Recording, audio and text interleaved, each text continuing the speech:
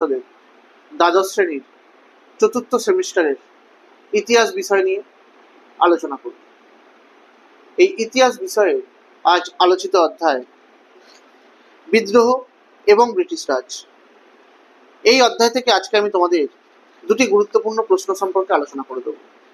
যার প্রথম প্রশ্নটি হলো 1857 খ্রিস্টাব্দের বিদ্রোহ, অর্থাৎ যাকে আমরা সিপাহী বিদ্রোহ বা মহাবিদ্রোহ বলে থাকি, সেই বিদ্রোহের তাৎক্ষণিক কারণ বা প্রত্যক্ষ কারণ বা এনফিল্ড রাইফেল ব্যবহারের প্রতিক্রিয়া কি হয়েছিল সেই বিষয় নিয়ে আলোচনা করব।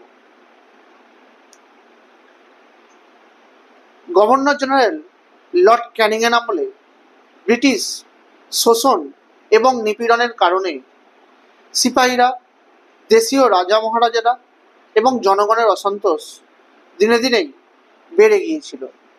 আর সেই গণবিস্ফোরণে প্রত্যক্ষভাবে ইন্ধন দিয়েছিল সিপাহীদের মধ্যে এনফিল্ড রাইফেলের কার্তুজের ব্যবহার সম্পর্কিত এক ধরনের অসন্তোষ।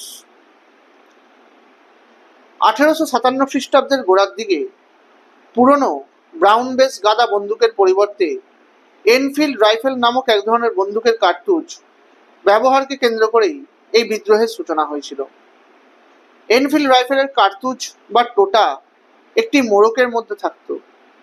সেই মোড়কটি দাঁত দিয়ে কেটে বন্দুকের মধ্যে ভরতে হতো। মোড়কটিকে নরম রাখার জন্য চর্বি লাগানো থাকতো। এ সময় গুজব রটে গিয়েছিল যে ওই মোড়কটিতে গরু এবং শূকরের চর্বি মাখানো রয়েছে। ফলস্বরূপ ধর্মচ্যুত হওয়ার ভয়ে হিন্দু মুসলমান সিপাহীরা এই কার্তুজ ব্যবহারে অসম্মত হয়েছিল, যার ফলে 1857 খ্রিস্টাব্দে 23শে মার্চ ব্রিটিশ সেনাপতি অ্যানসন বড়লাট লর্ড ক্যানিংকে সিপাহীদের আপত্তির কথা এক পত্র মারফত জানিয়েছিলেন। আর সম্ভবত তখনই এই কার্তুজের উৎপাদন বন্ধ করে দেওয়া হয়েছিল। কিন্তু সিপাহীদের সন্দেহ এবং আতঙ্ক কিন্তু থেকেই গিয়েছিল। তারা ধর্মনাশের গভীর এবং গোপন ষড়যন্ত্র ধ্বংস করার জন্য মরিয়া হয়ে বিদ্রোহের সূচনা করেছিল। বাংলার ব্যারাকপুরের সেনা ছাউনিতে এই এনফিল্ড রাইফেলের কার্তুজ সংক্রান্ত ঘটনায় 34 নম্বর নেটিভ ইনফ্যান্ট্রি সৈনিক মঙ্গল পাণ্ডে বিদ্রোহ ঘোষণা করেছিলেন। বিচারে তার ফাঁসি হয়েছিল।